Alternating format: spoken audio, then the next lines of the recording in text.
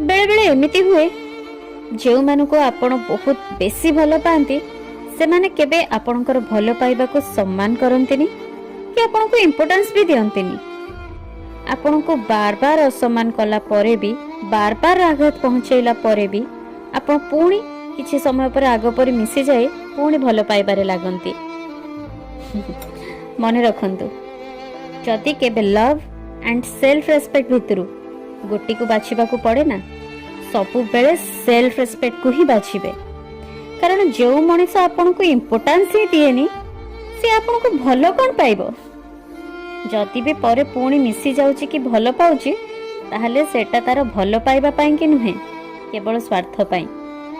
आ जदि ठीक बुद्धिमान मनीष होइथिबे तेबे सबु बेले स्वार्थपर मनीष को ठारू दूरेई रहिबे।